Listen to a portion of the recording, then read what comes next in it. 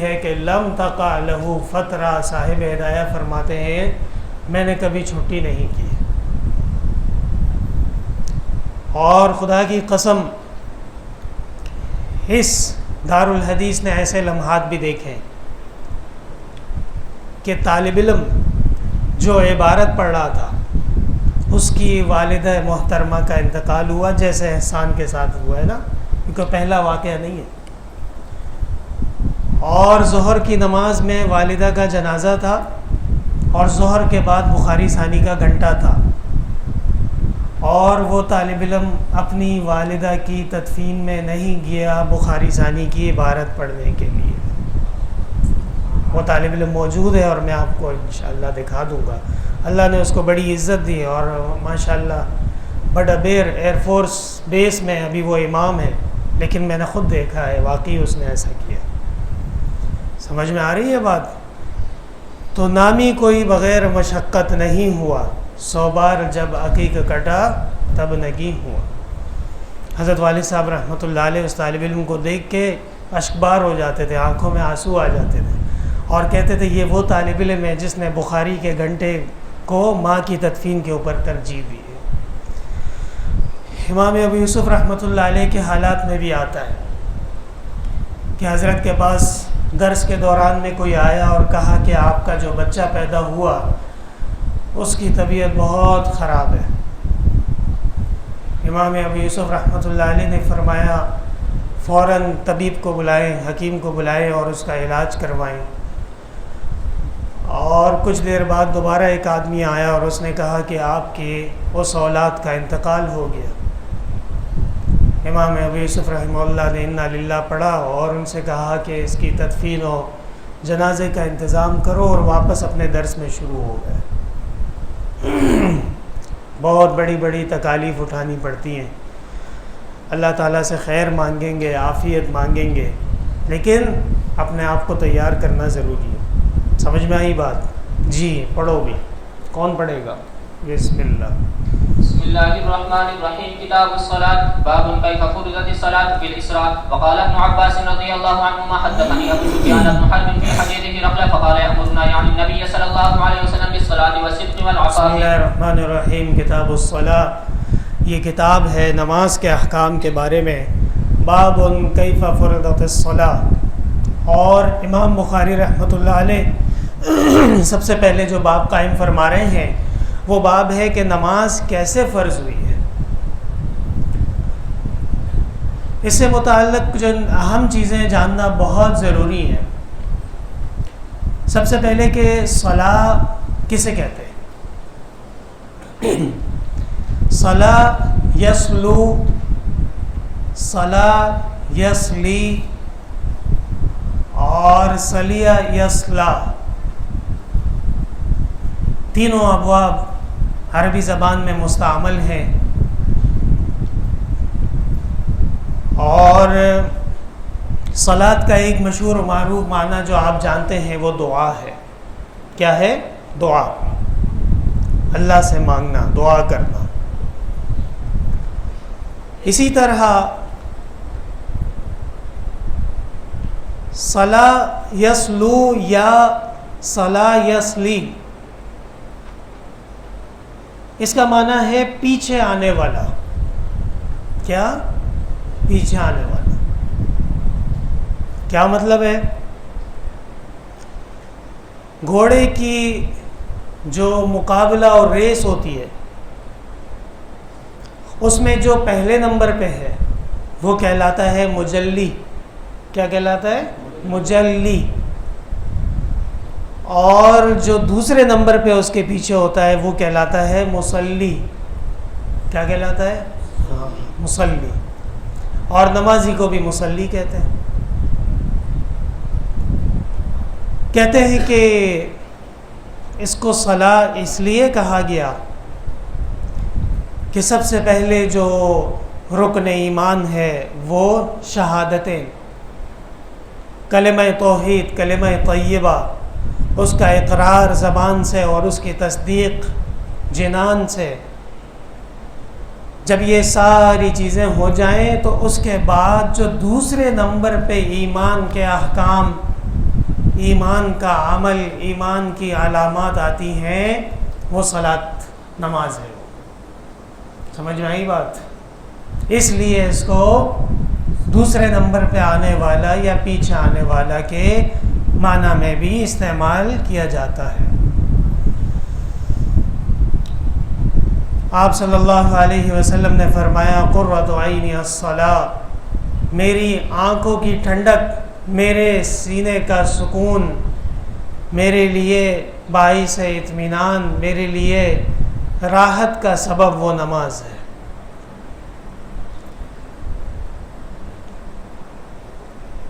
حدیث شریف میں آتا ہے،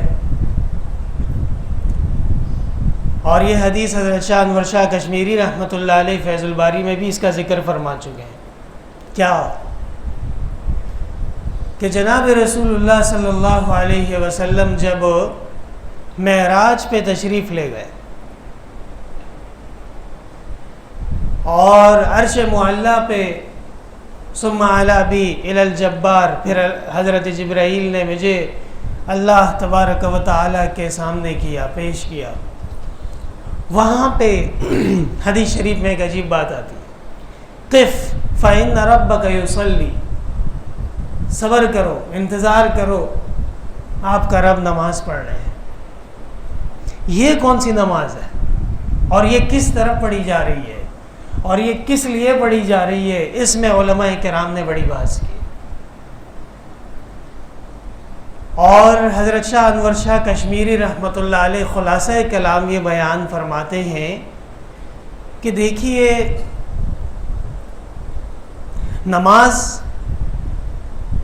اس کی حیثیت کیا ہے؟ ایک اس کی حیثیت ہے تحریک الصلوین، یہاں بھی لوگوں نے نماز کا یہ ترجمہ بھی کیا ہے، کیا؟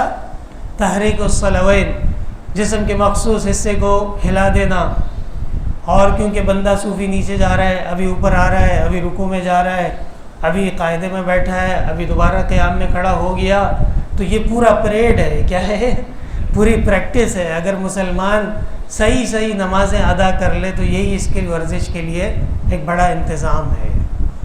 سمجھ میں آ رہی ہے بات؟ لیکن حضرت شاہ صاحب رحمۃ اللہ علیہ فرماتے ہیں کہ جب نماز کی حیثیت اور نماز کا درجہ اللہ وحدہ لا شریک کی طرف اس کی نسبت ہونا شروع ہو جائے، جسے معراج کے موقع پہ کہا گیا قف فإن ربک یصلی، آپ انتظار فرمائیے، اللہ تعالیٰ نماز پڑھ رہے ہیں، بیٹھ جاؤ۔ یہ نماز اصل میں انسان کے لیے بھی جو نماز مقرر کی گئی ہے، حضرت شاہ صاحب فرماتے ہیں وہ اس کی زندگی کا لائحہ عمل ہے۔ کیا ہے؟ اس کی زندگی کا لائحہ عمل ہے کہ ڈسپلن ہونا چاہیے، پابندی ہونی چاہیے، بندے کے اوقات محفوظ ہونے چاہیے، اور بندے کو احساس ہونا چاہیے وہ اللہ کی یاد سے، اللہ کی بندگی سے غافل نہ ہو۔ اسی لیے تو پانی نہیں ہے تو فرمایا تیمم کر کے نماز پڑھ لو، تیمم بھی نہیں ہو سکتا، فاقد الطہورین کو بھی کہا گیا ہے کہ نماز پڑھ لو، اور صاف کپڑا ہے تو نماز پڑھ لو، صاف کپڑا نہیں ہے تو بھی نماز پڑھ لو، یہاں تک کہ عریان ہے بھی تو نماز پڑھ لو۔ سمجھ میں آ رہی ہے بات؟ سفر میں ہے تو نماز پڑھ لو، سواری کے اوپر بیٹھا ہے نماز پڑھ لو، جنگ کے میدان کے اندر موجود ہے نماز پڑھ لو۔ یہ انسان اور مسلمان کی زندگی کا لائحہ عمل بھی ہے، اور مسلمان کی زندگی کا یہ سب سے زیادہ اہم ترین حصہ بھی ہے۔ سمجھ میں آ رہی ہے بات؟ لیکن یہ تقریر اس وقت تک ہے جب تک کہ اس کی تعلق بندے سے ہو۔ اچھا جی ہلو، السلام علیکم جی، کیا حال ہے حضرت جی؟ خیریت سے آپ؟ جی میں بالکل بات کر رہا ہوں۔ آپ کے پاس پہنچے ہمارے بندے؟ اچھا جی، اس میں ایک وضاحت میں ضروری چاہ رہا تھا کہ یہ جو ابھی مسجد میں لائٹیں وغیرہ لگی ہوئی ہیں یہ تو سب ٹیمپریری ہیں، اور مطلب یہ کہ عارضی طور پہ لگائی گئی ہیں۔ جو اس میں اصل کام ہوگا وہ تو چھت کے اندر جو کیبلز وغیرہ ڈالی گئی ہیں اسی میں انشاءاللہ ہم لائٹ بھی لگائیں گے، پنکھے بھی لگائیں گے، تو اس وقت جو مسجد کے اندر کا ہال کا لوڈ ہے، ہاں یہ اگر آپ ہمیں اچھا کیلکولیٹ کر دیں، اسپیکر کا لوڈ اور مسجد کے ہال کا لوڈ. جی نہیں یہ ٹھیک ہے، پیڈسٹل فین ہو گئے. اور یہی میں آپ سے عرض کر رہا ہوں کہ یہ جو لائٹیں ہیں نا، یہ پلس آپ جو ہے نا اس میں کم از کم کچھ سیور بھی ڈالیں، 10 کے قریب سیور بھی ڈال دیں آپ. اچھا ٹھیک ہے. جی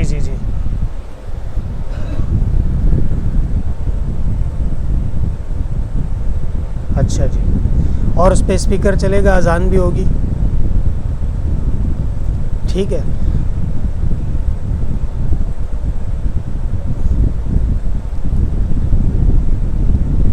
اچھا، بیک اپ کے طور پہ جو ہے وہ بیٹری ہو. ہاں جی ٹھیک ہے. جی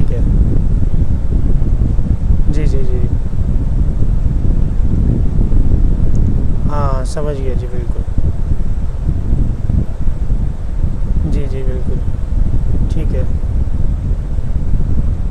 ہاں ٹھیک ہے. اچھا، آپ 3.2 کہہ رہے ہیں. اگر ہم احتیاطاً 4 پہ چلے جائیں، 4 kV کا لگائیں.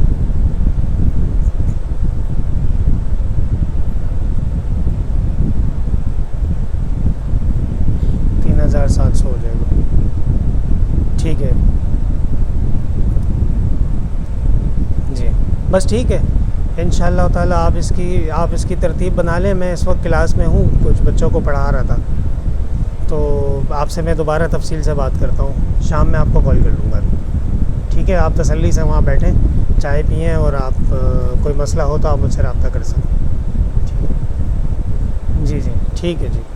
اچھا، یہ برابر میں ایک مدرسہ ہے، چھوٹی بلڈنگ ہے، اس میں بھی چلے جائیے. وہاں کا بھی ذرا دیکھ کے ہمیں بتا دیں. بالکل سیپریٹ ہوں، دونوں الگ الگ ہوں. جی بالکل وہی. بالکل جی. ان کے پاس تصویریں ہیں، ان سے دیکھ لیں. پرانے انورٹر وغیرہ خراب ہو گئے. ہاں وہ ذرا دیکھ لیں آپ، اس میں کیا خرابی آ رہی ہے. بار 4 دفعہ اڑ چکا ہے وہ.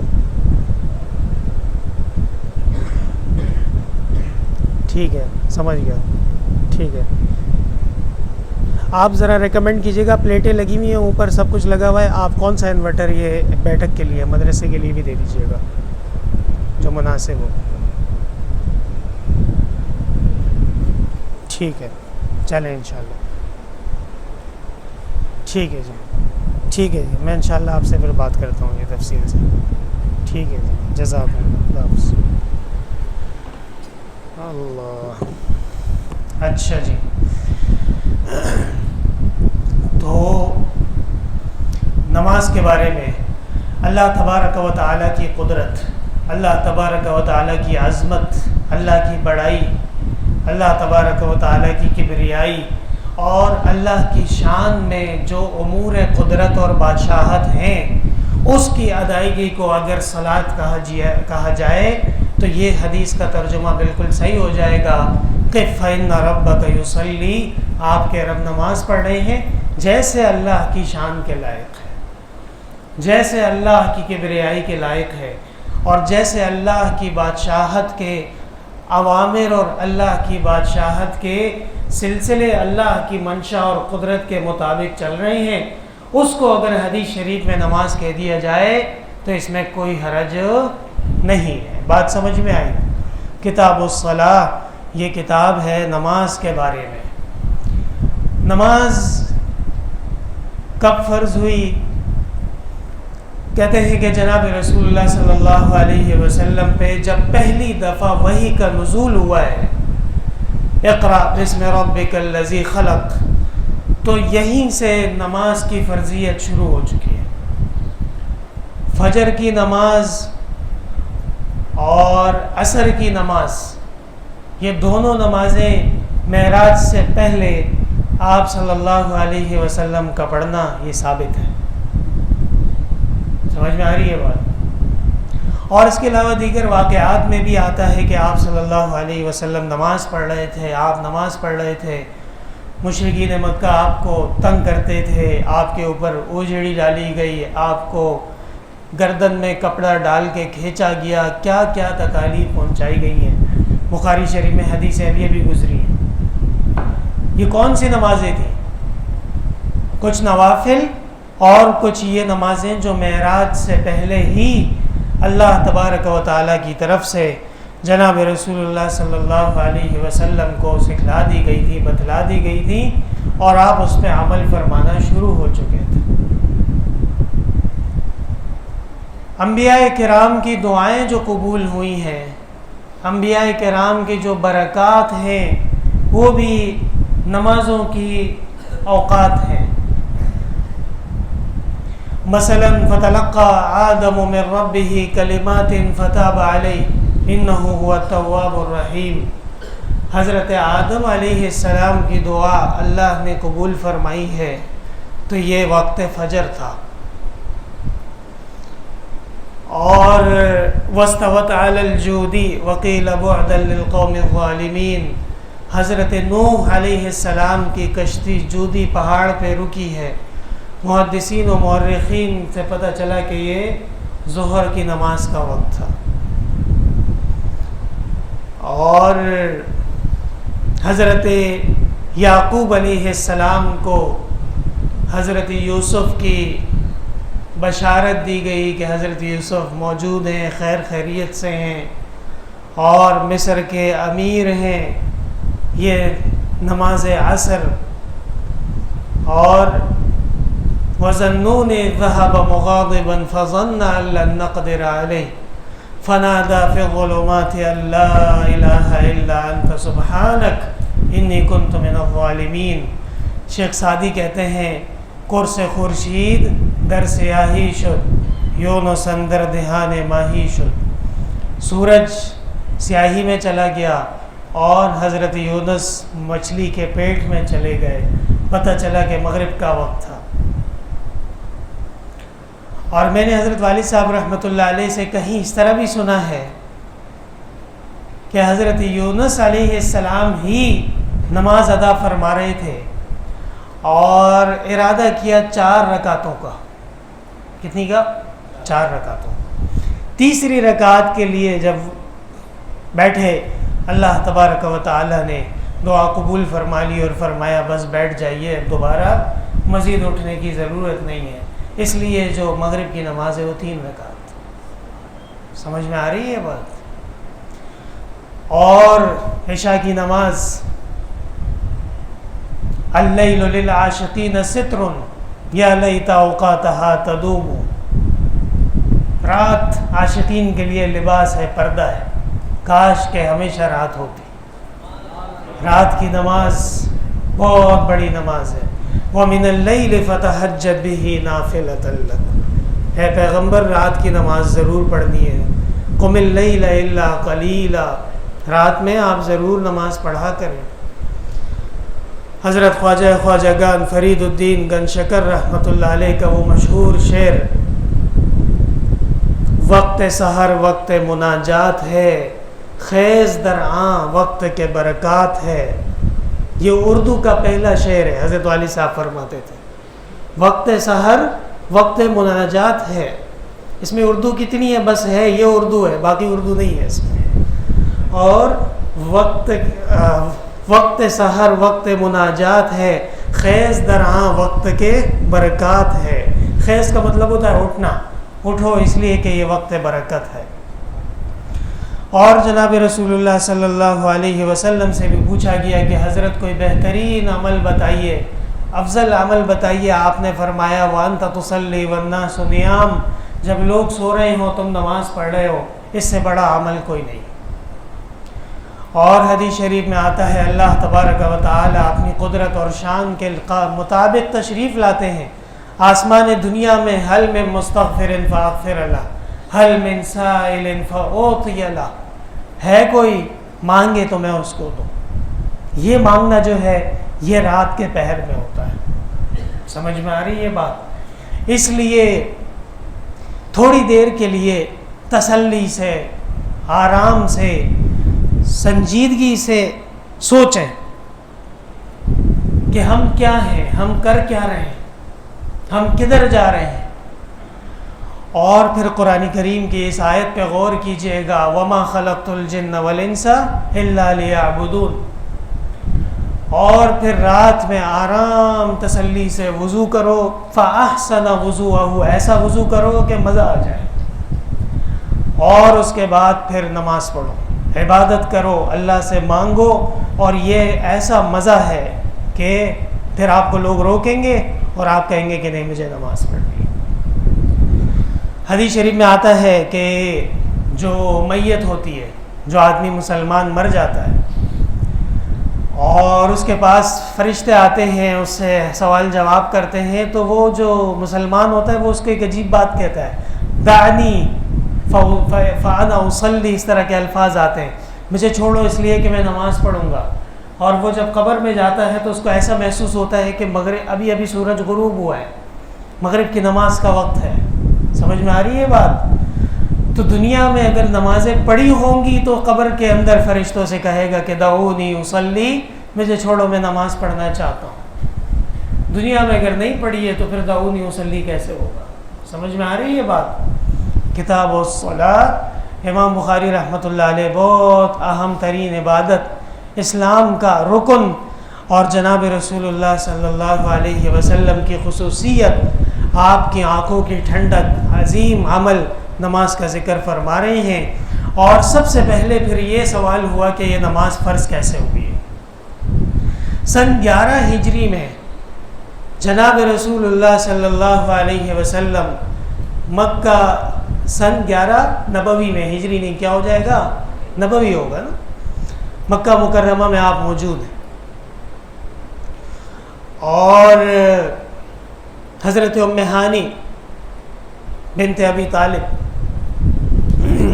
حضرت کے گھر میں آپ موجود ہیں اور 2 فرشتے آئے. ساری روایت میں تفصیل موجود ہے.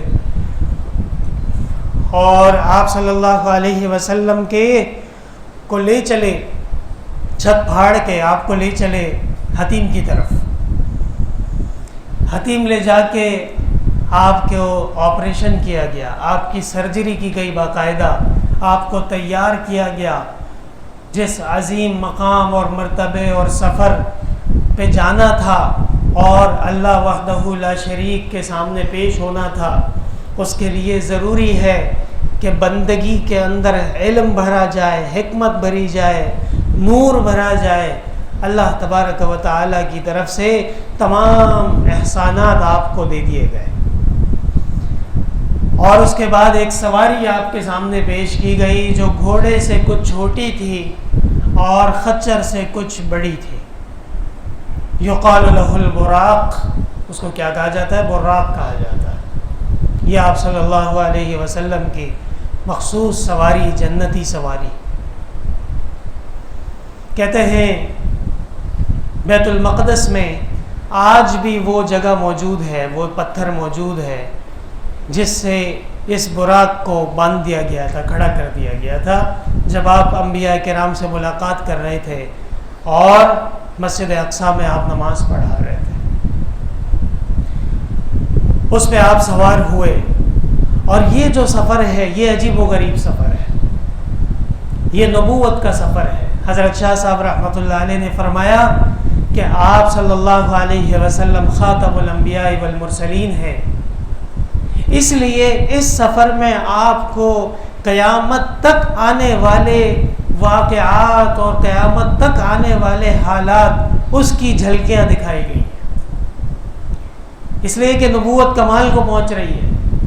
ہاں، اور پیغمبر صلی اللہ علیہ وسلم مقام بندگی سے آسمانوں پہ جا رہے ہیں، اللہ تبارک و تعالی سے ملاقات ہو رہی ہے. اس لیے آپ کا جو مقام ہے، روح پر نور پہ کچھ اور بھی انوار آئے، لے کے قرآن جو حرا سے میرے سرکار آئے.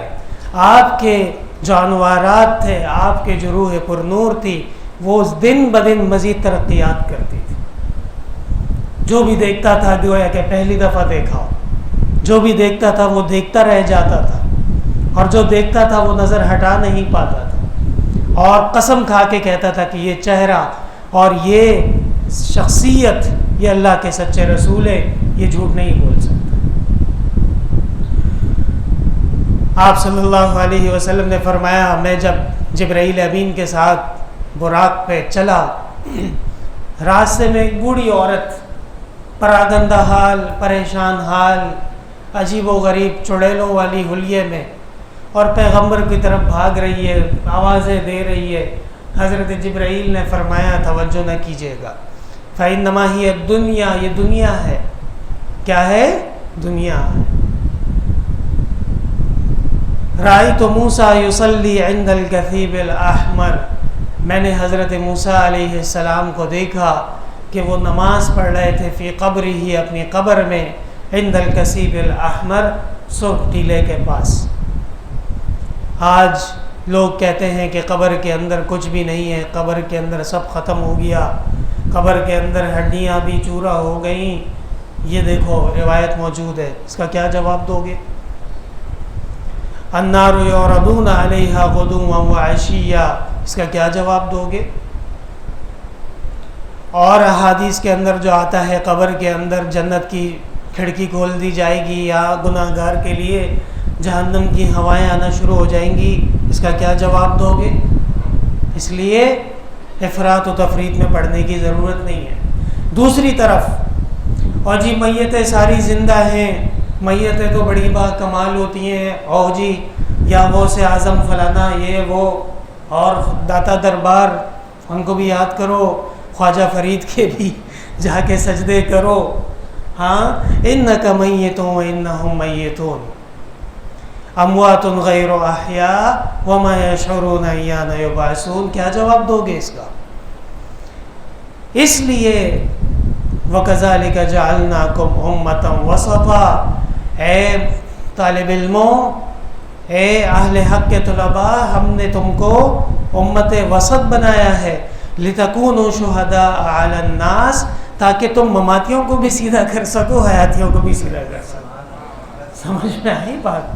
حضرت والد صاحب رحمۃ اللہ علیہ یہی فرماتے تھے کہ ہم امت وسطی ہیں، ہم قرآن کریم کے تعلیمات کو ماننے والے ہیں، اور ہمارا یہ عقیدہ ہے کہ قبر کے اندر کوئی بالکل ختم بھی نہیں ہوا، اللہ تبارک و تعالیٰ کی قدرت اور حکم کے مطابق ان کو اس زندگی، اخروی زندگی کے اندر جو سلسلے دیے گئے ہیں وہ اس کے اوپر عمل کرتے ہیں۔ کیوں؟ وَلَا تَقُولُوا لِمَنْ يُقْتَلُ فِي سَبِيلِ اللَّهِ أَمْوَاتٌ بَلْ أَحْيَاءٌ وَلَكِنْ لَا تَشْعُرُونَ وَلَا تَحْسَبَنَّ الَّذِينَ قُتِلُوا فِي سَبِيلِ اللَّهِ أَمْوَاتًا بَلْ أَحْيَاءٌ عِنْدَ رَبِّهِمْ يُرْزَقُونَ، تو مرا ہوا آدمی کھانا کیسے کھائے گا؟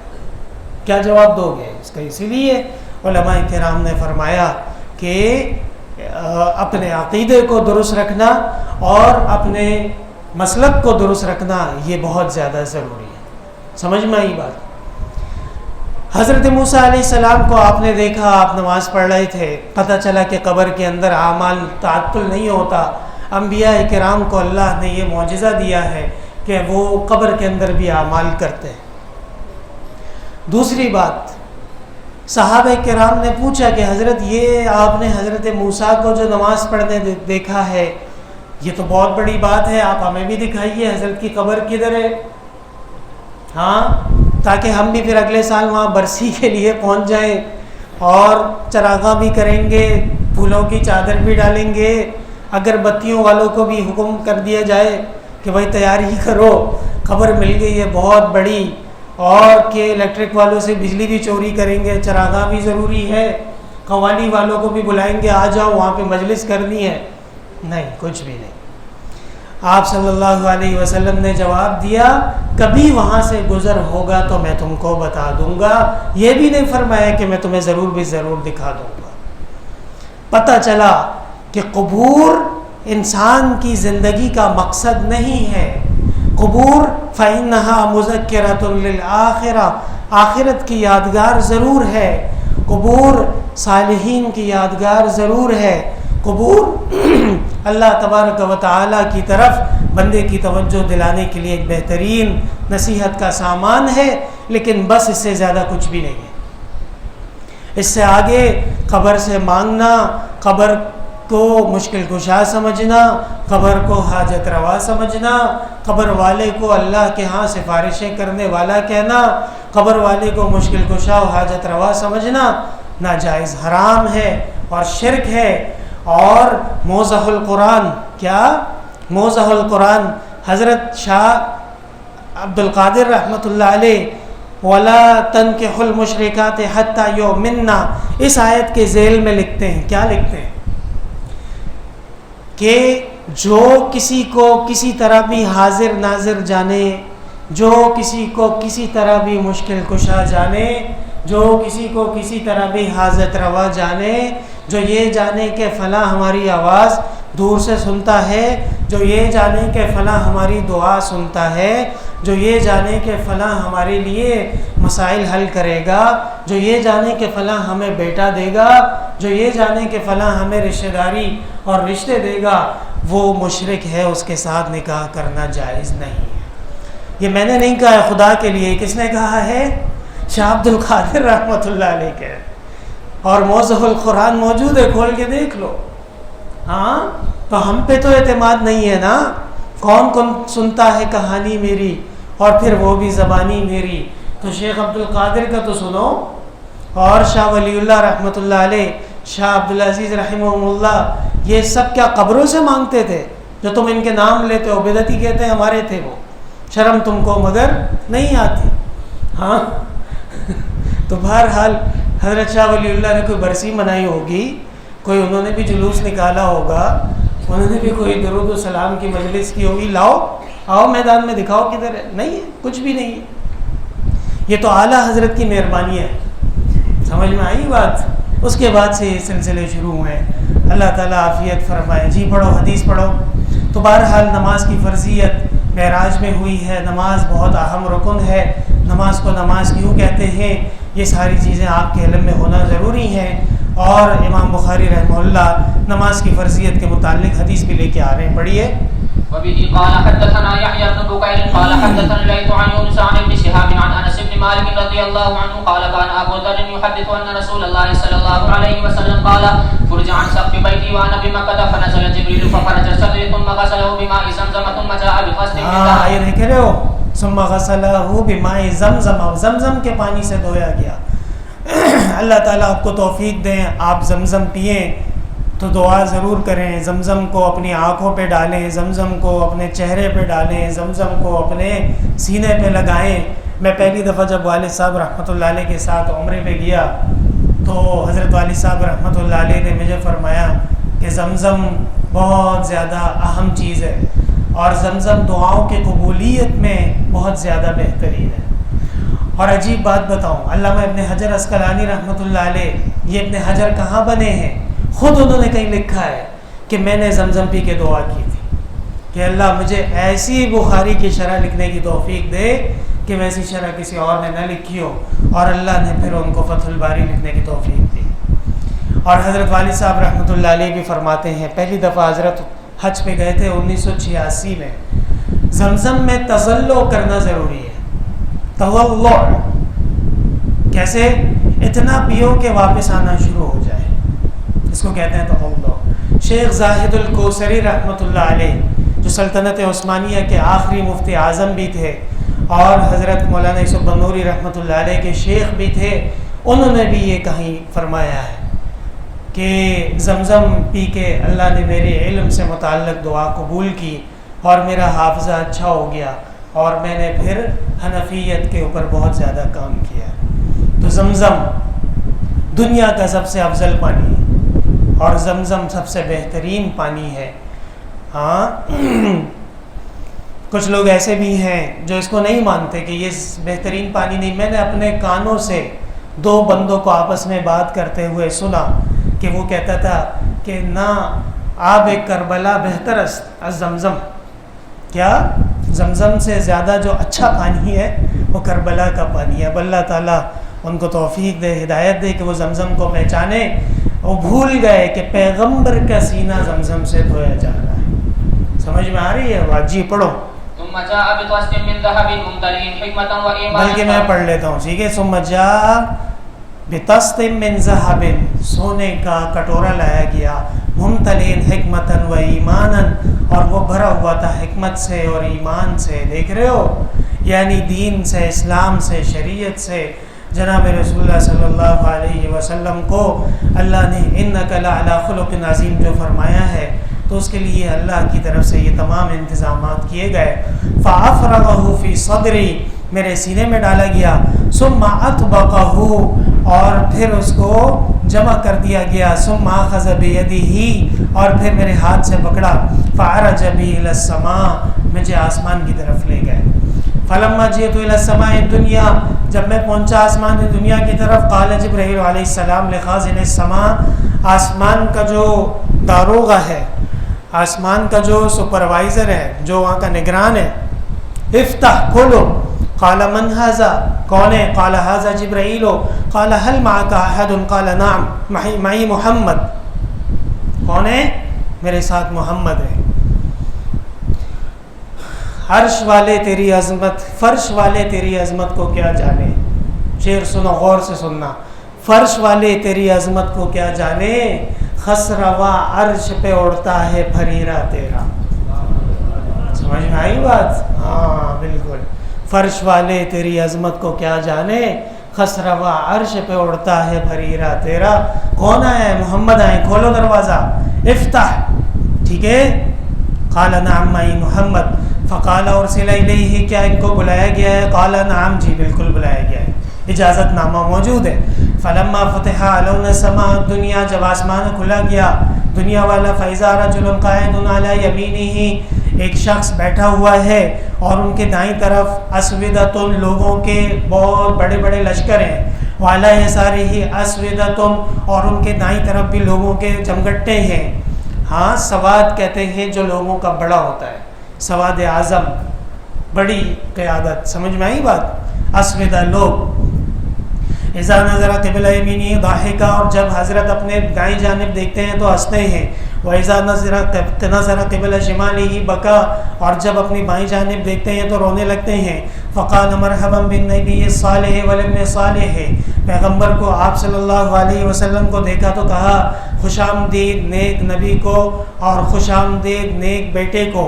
قلت لجبرائیل من ھذا، یہ کون ہے؟ قال ھذا آدم وھذہ الاسودۃ عن یمینہ وشمالہ نسم بنیہ، یہ جو ان کے دائیں اور بائیں لوگ بیٹھے ہوئے ہیں یہ ان کی آل و اولاد کا نسل و نسب ہے. جتنی انسانیت آج تک آئی ہے ساری موجود ہے. فاہل الیمین منہم اہل الجنت والاسودۃ التی عن شمالہ اہل النار. سمجھ گئے؟ فَإِذَا نَظَرَ عَنْ يَمِينِهِ ضَحِكَ وَإِذَا نَظَرَ قِبْلَ شِمَالِهِ بَكَى حَتَّى عُرِجَ بِهِ إِلَى السَّمَاءِ الثَّانِيَةِ، یہاں تک کہ مجھے لے گئے دوسرے آسمان کی طرف. فقال لخازنها افتح، فقال له خازنها مثل ما قال للأول ففتح. قال انس فذكر انه وجد في السماوات آدم وإدریس وموسى وعیسیٰ وإبراہیم. حضرت انس فرماتے ہیں کہ آپ صلی اللہ علیہ وسلم کی ان انبیاء سے آسمانوں میں ملاقات ہوئی ہیں. ولم يثبت كيف منازلهم، اور میرے نزدیک یہ ثابت نہیں ہے کہ ان کی منازل کیا تھی، کون سے آسمان میں کون سے پیغمبر تھے. البتہ دیگر روایات جب معراج میں آئیں گی اور امام مسلم کی روایات اور امام ابو داؤد و ترمذی وغیرہ کی روایات، اس کے اندر آپ کو منازل کی بھی تعین ہو جائے گا. غیر انہ ذکر انہ وجد آدم فی السماء الدنیا، مگر یہ کہ ہاں امام بخاری جو روایت نقل کر رہے ہیں حضرت انس سے، اس کے اندر صرف یہ وضاحت ہے کہ آسمان دنیا یعنی پہلے آسمان میں حضرت آدم سے ملاقات ہوئی. وہ ابراہیم فی السماء السادسہ، اور ساتویں آسمان پہ کس سے ہوئی؟ حضرت ابراہیم سے. یہ دو کا تعین موجود ہے، ان کے علاوہ تعین اس روایت میں موجود نہیں ہے. قال انس فلما مر جبرائیل علیہ السلام بالنبی صلی اللہ علیہ وسلم بادریس قال مرحبا بالنبی الصالح والاخ الصالح. صرف دو انبیاء نے آپ کو ابن کہا ہے، حضرت آدم نے اور حضرت ابراہیم نے، اور بعض روایات میں حضرت نوح نے، کیونکہ حضرت نوح کو آدم ثانی بھی کہتے ہیں. باقی تمام انبیاء نے آپ کو اخ الصالح کہا ہے. ابن الصالح نہیں کہا ہے، ٹھیک ہے. فقلت من هذا قال هذا ادریس ثم مررت بموسیٰ فقال مرحبا بالنبی الصالح والاخ الصالح.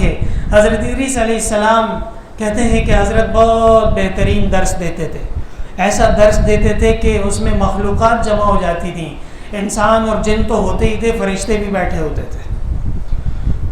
اور فرشتوں نے کہا استاد جی آپ کو جنت کی سیر کراتے ہیں. کیا کرتے ہیں؟ جنت کی سیر کراتے ہیں، چلیں آپ کو جنت لے چلیں. اور حضرت ادریس علیہ السلام کو لے گئے جنت میں. یہ روایات ہیں، فضائل کے درجے میں ممکن ہے، اس سے زیادہ مجھے معلوم نہیں کہ اس کا اسناد کیسا ہے. اور جنت چلے گئے حضرت ادریس علیہ السلام، خوب جنت میں خوش ہوئے، گھومے. اب وہ شاگرد ایک دوسرے کو دیکھ رہے ہیں کہ اب کیا کیا جائے. حضرت واپس چلنا ہے. کہتے ہیں کون؟ کدھر؟ دنیا میں. کہا بیوقوف لوگوں، جنت آ کے واپس کون جاتا ہے ادھر سے؟ کوئی بھی نہیں جاتا ہے. خبردار کہ تم مجھے واپس لے کے گئے اور یہیں رہیں گے. حضرت ادریس علیہ السلام، ہاں حضرت ادریس کا ذکر کہاں ہے؟ سورہ مریم میں ہے نا غالباً. اور اس کے علاوہ بھی ہے وَإِسْمَاعِيلَ وَإِدْرِيسَ وَذَا الْكِفْلِ كُلٌّ مِّنَ الصَّابِرِينَ وَأَدْخَلْنَاهُمْ فِي رَحْمَتِنَا إِنَّهُم مِّنَ الصَّالِحِينَ. اللہ نے کس شان سے انبیاء کا ذکر کیا ہے کہ یہ ہمارے بندے تھے اور بڑے ہی نیک لوگ تھے. سمجھ میں آئی بات؟ قُلْتُ مَنْ هَذَا قَالَ هَذَا مُوسَىٰ. ایک اور پیغمبر سے ملاقات ہو گئی. آئیے خوش آمدید، کون ہے؟ حضرت موسیٰ ہے. ثم مررت بعیسیٰ فقال مرحبا بالنبی الصالح والاخ الصالح. قلت من هذا قال عیسیٰ.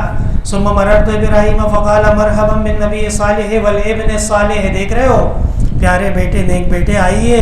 قلت من هذا، آپ نے فرمایا انا دعوت ابیکم ابراہیم، میں تمہارے باپ ابراہیم کی دعا کی قبولیت ہوں. کون سی دعا؟ ربنا وبعث فیہم رسولا منہم. یہ دعا حضرت ابراہیم نے مانگی اور آپ صلی اللہ علیہ وسلم اس دعوت کی قبولیت کا مظہر ہے. سمجھ میں آئی بات؟ اچھا. قال هذا ابراہیم قال ابن شہاب واخبرنی ابن حزم ان ابن عباس وابا حبۃ الانصاریہ کانا یقولان قال النبی صلی اللہ علیہ وسلم ثم عرج بی حتی ظہرت لمستوى. پھر مجھے آگے لے کے گئے، چڑھایا مجھے اور اوپر، یہاں تک کہ میں ایک سیدھی جگہ پہ پہنچا، سیدھے میدان میں پہنچا، بالکل سیدھا سیدھا. اسمع فیہ صریف الاقلام، اور مجھے فرشتوں کی قلموں کی آہٹ آ رہی تھی. جفت الاقلام، ہاں. اور کیا ہے وہ آیت؟ نا نا نا نا نا، سورہ مریم کے آخری سے پہلے والا رکوع. کلا سنکتب ما یقول ونمد له من العذاب مدا ونرثه ما یقول ویاتینا فردا. اس سے یہ وہ جو سورت کے مریم کے آیات نازل ہوئی ہیں، اور وہ کہتا تھا کہ میں تو بڑا زبردست ہوں اور میرے تو بچے ہیں، اور کیا تھا، ٹھیک ہے. تو وہاں اللہ تبارک و تعالیٰ نے بھی فرمایا کہ ایک ایک چیز ریکارڈ میں موجود ہے، اور ایک وقت آئے گا کہ ہم تمہارا ریکارڈ تمہارے سامنے پیش کریں گے اور تم سے پوچھیں گے کہ تم نے جو کیا کیا کیا ہے. سمجھ میں آئی بات؟ اس کے علاوہ اور بھی آیات ہیں. وَنَحْنُ أَقْرَبُ إِلَيْهِ مِنْ حَبْلِ الْوَرِيدِ. ہم تو رگے جان سے قریب ہیں اور پتہ چل رہا ہے. یہ وہ جو، اور اللہ کی حکمت کے فیصلے، منشا کے فیصلے، قدرت کے فیصلے، رزق کے فیصلے، حیات کے فیصلے اور جینے مرنے کے فیصلے. جفت الاقلام، یہ اقلام کی آوازیں آ رہی ہیں. یہ وہ ہیڈ کوارٹر ہے، یہ مرکز ہے، عرش. قال ابن حزم، ہاں. وانس بن مالک قال النبی صلی اللہ علیہ وسلم ففرض اللہ عز وجل على امتی 50 صلواتا فرجعت بذلك حتى مررت على موسى فقال ما فرض الله لك على امتك؟ قلت فرض 50 صلاة. قال فرجع الى ربك فان امتك لا تطيق. فرجعت فوضع شطرها فرجعت الى موسى. قلت وضع شطرها فقال ارجع الى ربك فان امتك لا تطيق ذلك. فرجعت فوضع شطرها فرجعت اليه فقال ارجع الى ربك فان امتك لا تطيق ذلك. فراجعته فقال هي 5 وهي 50 لا يبدل القول لدي. اللہ نے فرمایا یہ 5 بھی ہیں، یہ 50 بھی ہیں، اور میرے ہاں فیصلہ تبدیل نہیں ہوتا ہے. اللہ کتنے زیادہ بندوں سے محبت کرتے ہیں، اور اللہ تبارک و تعالی نے جناب رسول اللہ صلی اللہ علیہ وسلم سے محبت کا اظہار کیسے کیا ہے. فرمایا اے محبوب آپ کی خواہش کے مطابق نمازیں 5 ہو گئی ہیں اور حکم وہی ہے 50 ہیں، 5 پڑھیں گے 50 کا ثواب ملے گا. سمجھ میں آ رہی ہے بات؟ فرجعت الى موسیٰ فقال راجع ربک فقلت استحییت من ربی. حضرت موسیٰ نے کہا دوبارہ جاؤ. حضرت نے فرمایا مجھے حیا آتی ہے. یہ حیا پہلے نہیں آئی اور یہ حیا اب کیوں آ رہی ہے؟ صوفی جی مسئلہ یاد رکھنا بہت ضروری ہے، اور ایسے مسئلے میں پھر آپ کو چاہیے ہوتا ہے. حضرت شاہ انور شاہ کشمیری رحمۃ اللہ علیہ فرمایا اگر اس کے بعد بھی مزید خفت کا مطالبہ کرتے، مزید تخفیف کا مطالبہ کرتے تو دین ختم ہو جاتا، لوگوں کی توجہات ختم ہو جاتی، اعمال ختم ہو جاتے، تو بچتا کیا پھر؟ اور جناب رسول اللہ صلی اللہ علیہ وسلم کو اللہ نے دین کا ایسا ذوق دیا، آپ کو دین کے ایسی، یعنی آپ کی طبیعت دین بن چکی تھی، آپ کی فطرت دین کے مطابق تھی، اس لیے آپ نے فرمایا کہ نہیں یہ 5 نمازیں پڑھنا میرے بس میں ہے تو ہر مسلمان کے بس میں ہے، اس سے زیادہ میں اللہ سے اس میں تخفیف نہیں مانگوں گا. ثم انطلق بی حتی انتہی بی الی السدرۃ المنتہی، اور پھر مجھے لے جایا گیا یہاں تک کہ مجھے پہنچا دیا گیا سدرۃ المنتہی تک. وغشیہا الوان لا ادری، اور اس میں رنگ ہیں، ایسے ایسے رنگ ہیں کہ مجھے معلوم نہیں ہے. حضرت والد صاحب رحمۃ اللہ علیہ اس کی تشریح فرماتے تھے کہ دنیا کے اندر بھی رنگوں کا عمل دخل نظام کے اوپر بہت ہے. ٹریفک کا سگنل دیکھا ہے، لال رنگ رک جائیے، پیلا رنگ تیار ہو جائیے، اور ہرا رنگ چلے جائیے. سمجھ میں آئی بات؟ تو رنگ ہے نا، اور رنگ کی وجہ سے مخلوقات آ رہی ہیں، مخلوقات جا رہی ہیں، لوگ آ رہے ہیں، لوگ جا رہے ہیں، ایک نظام چل رہا ہے. تو جب دنیا کے اس ناقص نظام کے اندر ہم اپنے رنگ متعین کر سکتے ہیں، اللہ وحدہ لا شریک کا نظام، اللہ وحدہ لا شریک کے قدرت، اور اس میں کیا کچھ ہے. وما یعلم جنود ربک الا هو وما ہی الا ذکریٰ للبشر. تمہیں کیا پتہ کہ ہماری قدرت کہاں تک ہے؟ تمہیں کیا پتہ کہ ہماری مخلوقات کون کون سی ہیں؟ سائنسدانوں نے ایک عجیب اور غریب دوربین بنائی ہے، اور اس دوربین کو کہتے ہیں جیمز ویب ٹیلیسکوپ. شاید آپ نے نام سنا ہو، آج کل ایک نئی چیز نکلی ہے، بڑا ہنگامہ ہے. یہ چیز کیا ہے معلوم ہے؟ نہیں معلوم. بہرحال چلو اس کو سمجھنا بھی ضروری ہے اللہ کی قدرت کو جاننے کے لیے. جو روشنی ہے نا دنیا کے اندر، جو روشنی ہے اس کی اقسام بہت زیادہ ہیں، اور انگریزی میں اس کو کہتے ہیں لائٹ اسپیکٹرم. کیا کہتے ہیں؟ ہاں لائٹ اسپیکٹرم. اس کو اٹھاؤ ذرا، اور اس کو صحیح سے اٹھاؤ، پیچھے سے ذرا کوئی پیار بھی کرو اس کو، جلدی جلدی. ہاں صوفی جی پتہ چلے کہ آپ مرد ہو، صحیح مرد ہو. ہاں یہ بالکل ٹھیک ہے. جو روشنی ہے انسان کی آنکھ جو دیکھتی ہے نا، اللہ تبارک و تعالی نے ایسی مزیدار آنکھ بنائی ہے کہ جو لائٹ اسپیکٹرم آپ کی آنکھ کے لیے فائدہ مند ہے یا آپ کی آنکھ کو تباہ نہیں کرے گا، وہ آپ کی آنکھ دیکھتی ہے. اور جو آپ کی آنکھ کو تباہ کر سکتا ہے، نقصان دے سکتا ہے، اس کو آپ کی آنکھ قبول ہی نہیں کرتی ہے، وہ آپ نہیں دے سکتے. سمجھ میں آ رہی ہے بات؟ یہ جو اے سی کا ریموٹ ہوتا ہے، اس میں ایک لائٹ لگی ہوئی ہوتی ہے، وہ لائٹ جلتی ہے لیکن وہ نظر نہیں آتی. کیوں نظر نہیں آتی؟ وہ آپ کی آنکھ کی لائٹ اسپیکٹرم سے باہر ہے. وہ اب جو یہ دوربین بنایا گیا ہے، پہلے جو دوربینیں تھیں وہ صرف ہماری آنکھ کی حد تک دیکھ سکتی تھی. اب جو یہ بنائی گئی ہے یہ ہماری آنکھ کی حد سے بہت زیادہ ہے، اوپر بھی بہت زیادہ ہے، اندھیرے کی طرف اور روشنی کی طرف بھی بہت زیادہ ہے. سمجھ میں آ رہی ہے؟ اس سے جو کائنات کو دیکھتے ہیں تو وہ چیزیں، وہ تفاصیل، وہ رنگ، وہ چیزیں نظر آنا شروع ہو رہی ہیں. جب آپ آنکھ میں دیکھیں گے تو نظر نہیں آتی ہیں، جب اس میں دیکھیں گے تو نظر آتی ہیں. سمجھ میں آئی بات؟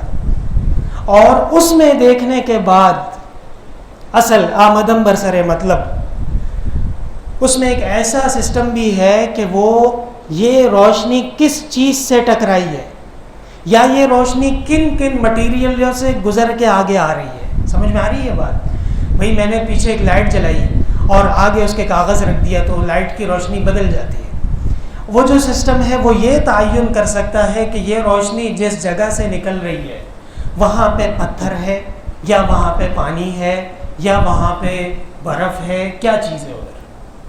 جب روشنی ان معدنیات میں سے گزرتی ہے تو اس کے جو روشنی کے لائٹ کے فوٹونز ہوتے ہیں اس میں فرق آ جاتا ہے، آگے پیچھے ہو جاتا ہے. اور اب جا کے اس ٹیلیسکوپ کے اندر جو روشنی آئی ہے سینکڑوں گھنٹوں بعد، روشنی کی اسپیڈ پتہ ہے مجھے یاد نہیں ہے لیکن بہت تیز ہے. سورج کی روشنی زمین پہ 8 منٹ میں پہنچتی ہے. کتنے میں؟ غالباً اس طرح سنا ہے کہ پہلی کرن جو سورج کی نکلتی ہے وہ زمین پہ پہنچتی ہے 7.5-8 منٹ لگتے ہیں. تو روشنی میں وہ بتا رہا ہے کہ یہ پہاڑوں سے آ رہی ہے. کدھر سے آ رہی ہے اللہ جانے. وَمَا يَعْلَمُ جُنُودَ رَبِّكَ إِلَّا هُوَ. اور اس میں آ رہا ہے کہ یہ جو لائٹ آ رہی ہے یہ پانی سے آ رہی ہے. کدھر سے آ رہی ہے اللہ جانے. کروڑوں اربوں کلومیٹر دور اور سینکڑوں اربوں میل دور سے جو روشنی آ رہی ہے دنیا کا سسٹم بتا رہا ہے کہ اس میں پانی سے گزر کے آ رہی ہے، اور دنیا کا سسٹم بتا رہا ہے کہ وہ برف سے گزر کے آ رہی ہے. اللہ تبارک و تعالیٰ کی قدرت کتنی بڑی ہے کہ نظر نہیں آتا ہے کہ کدھر ہے لیکن ہے، موجود ہے. اور اس کے اندر سے جو وہ سارے سلسلے ہیں وہ جب انسان کو پتہ چلے تو وہ اچھل گیا کہ ارے یہ کیا چیز ہے. اور اس لیے یہ جو آپ ہنگامہ سن رہے ہیں کہ جی نیا ٹیلیسکوپ آ چکا ہے اور وہ عجیب عجیب چیزیں دکھا رہا ہے، وہ یہ چیزیں دکھا رہا ہے. اللہ کے فضل سے پورے پاکستان میں آپ مدرسوں میں گھومیں آپ کو یہ چیز سمجھ میں نہیں آئے گی، یہ آپ کو صرف احسن العلوم سے سمجھ میں آئے گی. اور وما یعلم جنود ربک الا هو وما هی الا ذکری للبشر، یہ آیت ضرور ساتھ میں پڑھ دی ہے. اللہ کی قدرتیں وہ ہم نہیں جانتے، وہ اللہ ہی جانتا ہے. ٹھیک ہے، پڑھو جی. کہاں پہنچے؟ ثم ادخلت الجنة فإذا فيها حبائل. ہاں، پھر میں جنت میں داخل کیا گیا. فیضا یہ حبائل اللؤلؤ، جنت کے اندر موتیوں کی لڑیاں موجود ہیں. کیا موجود ہے؟ موتیوں کی لڑیاں. موتی لگے ہوئے، لٹکے ہوئے، موتیوں کی عمارتیں بنی ہوئی ہے. موتی خوبصورت ہیں. وَإِذَا تُرَابُهَا الْمِسْكُ، اور جو وہاں کی مٹی ہے وہ کیا ہے؟ مسک ہے، کستوری ہے. ہاں، اصلی مشک کبھی سونگا ہے آپ لوگوں نے؟ ہاں، یہ جو بازاروں میں مل رہا ہے اور یہ جو آپ چلے جائیں گے مدنی مسجد کے سامنے جو خوشبو ملتی ہے مشک، یہ مشک نہیں ہے. ٹھیک ہے، وہ غریب کیا کریں، اب مشک تو دنیا میں ختم ہو گیا. اور اگر کوئی پکڑا گیا مشک کا شکار کرتے ہوئے سنا عمر قید سزا ہے. ہاں، تو کون کرے گا. بہرحال یہ بڑی عجیب و غریب چیز ہے. اللہ کی قدرت کا ایک اور مظہر ہے کہ ایک ہرن کی خاص نسل ہے اور اس کے مخصوص اعضاء کے قریب میں ایک گلینڈ بنتا ہے، ایک گلٹی بنتی ہے. اس میں خون جمع ہوتا رہتا ہے، جمع ہوتا رہتا ہے، جمع ہوتا رہتا ہے. ایک وقت آتا ہے کہ وہ خون سوکھ جاتا ہے، اس میں سے تمام قسم کی تری ختم ہو جاتی ہے، وہ پاؤڈر بن جاتا ہے. اور وہ خون کی ایسی عجیب خوشبو ہے کہ وہ کھال کے اندر سے باہر آتی ہے اور کئی کلومیٹر تک جاتی ہے. اور ہرنی وہ خوشبو سونگ کے آتی ہے کہ اچھا صوفی ادھر بیٹھا ہوا ہے. سمجھ میں آئی بات؟ ہرنی جو ہے وہ خوشبو سونگتی ہے کہ یہ جو پیارا خوبصورت صوفی ہے خوشبو والا کدھر ہے، اور وہ چل چل کے آ جاتی ہے اس کے پاس. یہ ہے مسک. انسان اس ہرن کو پکڑتا ہے اور بغیر اس کے قتل کیے اس کا نکالنا ممکن نہیں ہے. اس کے میں نے بڑی تحقیق کی ہے، پتہ کیا ہے کہ ہمیں بھی ذرا مشک والا ہرن مل جائے کہیں سے تو پتہ چلا کہ نہیں، وہ قتل کیا جانا اس کا ضروری ہے اور اس کے اندر سے وہ نکلتا ہے. اور جناب رسول اللہ صلی اللہ علیہ وسلم فرماتے ہیں وَإِذَا تُرَابُهَا الْمِسْكُ، اور وہاں کی مٹی وہ مشک ہے. اور اللہ کی قدرت ہے کہ کہا جاتا ہے کہ جو یہ مشک ہے نا یہ ایفروڈیزیک ہے. ایفروڈیزیک کیا بلا ہے؟ اب یہ تمہیں کیا پتہ ہے؟ ایفروڈیزیک ایسے مٹیریلز کو کہتے ہیں جو دوسرے انسان کو آپ کی طرف مائل کرنے میں مدد کرتا ہو. سمجھ میں آئی بات؟ بہت ساری ایسی چیزیں ہیں، اس میں یہ بھی آتا ہے. اور انشاءاللہ تعالیٰ کبھی موقع آیا تو آپ کو اصلی مشک لگا لیں گے لیکن اس کے بعد جو ہوگا وہ پھر آپ خود ذمہ دار ہیں. صحیح ہے نا؟ بہرحال اللہ تعالیٰ عافیت فرمائے. آگے ایک اور حدیث پڑھ لو پھر دعا کرتے ہیں. جی پڑھو جلدی. وبه قال حدثنا عبد الله بن يوسف قال اخبرنا مالك عن صالح بن كيسان عن عروة بن زبير عن عائشة ام المؤمنين رضي الله عنها قالت فرض الله الصلاة حين فرضها ركعتين في الحضر والسفر فأقيمت صلاة السفر وزيد في صلاة الحضر. ہاں دیکھ لو امام ابو حنیفہ رحمۃ اللہ علیہ فرماتے ہیں مسافر 2 رکعت ہی پڑھے گا, 4 رکعت پڑھنے کی ضرورت نہیں ہے. امام بخاری حدیث لا رہے ہیں, حضرت عائشہ بھی وہی بات کہہ رہی ہیں جو امام ابو حنیفہ نے کہہ دی, اور امام بخاری رحمۃ اللہ علیہ بھی وہی بات کہہ رہے ہیں جو امام ابو حنیفہ نے فرمائی ہے کہ مسافر کے لیے 2 رکعت پڑھنا عزیمت ہے, رخصت نہیں ہے. اور اگر وہ زیادہ نماز پڑھے گا تو اللہ کی دیے ہوئے تحفے کا انکار کرے گا, اور اللہ تبارک و تعالیٰ کی طرف سے جو حکم جاری فرمایا گیا ہے اس کے وہ خلاف کرے گا تو وہ ثواب کا مرتکب نہیں ہوگا بلکہ وہ تو اللہ کو ناراضگی کا مرتکب ہو جائے گا. اس لیے احتیاط ضروری ہے. مسئلہ آپ اصول فقہ میں اچھی طرح پڑھ چکے ہیں کہ امام ابو حنیفہ اور فقہ حنفیہ میں مسافر آدمی 2 رکعت ہی نماز پڑھے گا, جبکہ شافعیہ حنبلیہ وغیرہ وہ لوگ کہتے ہیں کہ 4 رکعت پڑھ سکتے ہیں. غالباً امام احمد امام ابو حنیفہ کے ساتھ ہیں. امام شافعی یہ کہتے ہیں کہ 4 رکعت بھی پڑھ سکتا ہے, لیکن حنفیہ میں اجازت نہیں ہے. جی پڑھو پڑھو جلدی پڑھو شابہ. باب وجوب الصلاة في الثياب وقول الله عز وجل خذوا زينتكم عند كل مسجد ومن صلى ملتحفا في ثوب واحد. ويذكر عن سلمة بن الأكوع أن النبي صلى الله عليه وسلم قال يزره ولو بشوكة وفي إسناده. ہاں یہ ذرا غور سے دیکھو, حضرت سلمہ بن اکوع فرماتے ہیں کہ آپ صلی اللہ علیہ وسلم نے فرمایا تزرہ یزرہ اتزر یتزر, اتزار کپڑا تہبند باندھنا. کیا تہبند باندھنا, دھوتی باندھنا. فرمایا کپڑے کو تہبند باندھے, ولو بشوکتن, اگر دھاگا نہیں ہے, اگر سوئی نہیں ہے تو کانٹے سے ان کو جوڑ لے. ایسا دور اسلام نے دیکھا ہے کہ کپڑے کو سینے کے لیے سوئی نہیں ہے, کانٹے سے استعمال کیا جائے گا. وفی اسنادہ نظر ومن صلی فی الثوب الذی یجامع فیہ ما لم یر فیہ اذی, اور اس کی بھی اجازت ہے. ظاہر بات ہے کہ المؤمن لا ینجس, جن کپڑوں میں غطا غط کیا صوفی نے انہی کپڑوں میں وہ نماز بھی پڑھنے کے لیے آ گیا. وامر النبی صلی اللہ علیہ وسلم اللہ یطوف بالبیت عریان, اور آپ صلی اللہ علیہ وسلم نے فرمایا تھا خبردار کعبہ شریف کے سامنے کوئی ننگا طواف نہیں کرے گا. یہ تو جہالت تھی, یہ تو انسانیت سوز کام تھا, اور حیا اور اللہ کی بتائی ہوئی تعلیمات کے عین موافق ہے کہ انسان ڈھکا ہوا ہو, ننگا نہ ہو. جی وبه قال حدثنا موسى بن اسماعيل قال حدثنا يزيد بن ابراهيم عن محمد عن ام عطية رضي الله عنها قالت امرنا ان نخرج الحيض يوم العيدين وذوات الخدور ويفسحن جماعة المسلمين ودعوتهم وتعتزل الحيض عن مصلاهن. قالت امرأة يا رسول الله احدانا ليس لها جلباب, احدانا ليس لها جلباب. یہاں سے ایک اہم مسئلہ ثابت ہو رہا ہے صوفی جی, آپ کو توجہ کرنی ہوگی. آپ نے فرمایا ایک خاتون دوسری خاتون کو لپیٹ لے. پتہ چلا کہ خاتون کا برقع, خاتون کا پردہ ایسا ہونا چاہیے کہ اس میں ایک اور خاتون بھی کہیں سے گھس جائے تو وہ ایڈجسٹ ہو جائے, اس میں پتہ چل جائے کہ ہاں جگہ ہے. اور پھر ہمارے علاقوں میں جو چھوٹی بچیاں ہوتی ہیں اور وہ اپنی کسی دادی سے کسی نانی سے عید ملنے جاتی ہیں, اہم موقع پہ جاتی ہیں, تو ایک ہی چادر میں 2 3 بچیاں لپٹ کے چلی جاتی ہیں. دیکھا ہے کسی نے؟ ہاں سمجھ میں آئی بات. آپ صلی اللہ علیہ وسلم نے وہی کہا کہ ایک دوسرے کو چادریں پہناؤ. اس کا یہ مطلب نہیں ہے کہ وہ چادر ایسی ہے, کہنے کو تو چادر پہنی ہوئی ہے لیکن اس کے اندر ایک چڑیا گھسنے کی جگہ نہیں ہے. یہ تو غلط بات ہو گئی. اس لیے فرمایا کہ چادر ایسی ہو کہ اس کے اندر دوسری بھی آ جائے. جی پڑھو. قال لتلبسها صاحبتها من جلبابها. وقال عبد الله بن رجاء حدثنا عمران قال حدثنا محمد بن سيرين قال حدثتنا ام عطية رضي الله عنها سمعت النبي صلى الله عليه وسلم بهذا.